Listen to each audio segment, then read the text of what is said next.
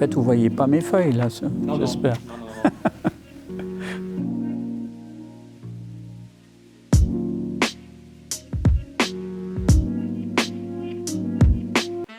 À cette époque, c'était vraiment l'âge d'or de l'informatique. J'étais un jeune professeur en filière de mécanique.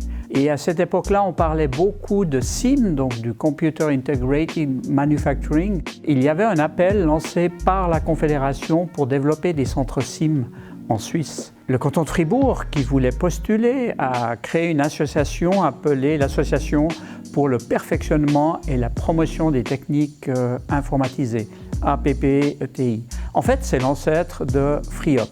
Et en fait, en tant que spécialiste de CIM, j'ai eu l'occasion de participer à un comité technique qui accompagnait ou sur lequel reposait le comité de cette nouvelle association. Ça m'a marqué parce qu'on travaillait, la nuit, on travaillait chez moi dans mon bureau avec monsieur Pierre Emmer, Marc Genillou et monsieur Wicht. Nous avons travaillé jour et nuit pendant plusieurs semaines, écrire un business plan en fait, de plus de 500 pages en fait, peut-être un peu trop. Pour finir, la Suisse romande a eu son centre CIM, dont la maison mère a été à Fribourg.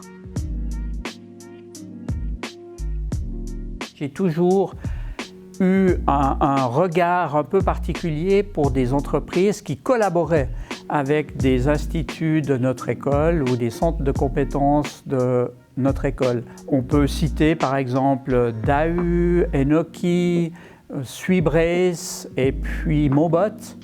Et pour nous, ces deux derniers exemples, c'est extrêmement important. On est encore en train de travailler avec eux. Avec 2 ou 3 autres collègues, on a eu l'occasion de créer en fait Seed Capital Fribourg. C'est une structure qui est extrêmement importante pour les startups car elle leur donne la possibilité de passer ce qu'on appelle la vallée de la mort. Et là, j'aimerais vraiment dire un grand bravo au canton de Fribourg qui a été le premier en Suisse à mettre sur pied ce concept de Seed Capital. FRIOP est un des acteurs les plus importants pour le développement économique du canton de Fribourg. Ce serait de bonne loi que le canton soutienne intégralement le développement de FRIOP du point de vue financier. Malheureusement, ça n'a pas toujours été le cas.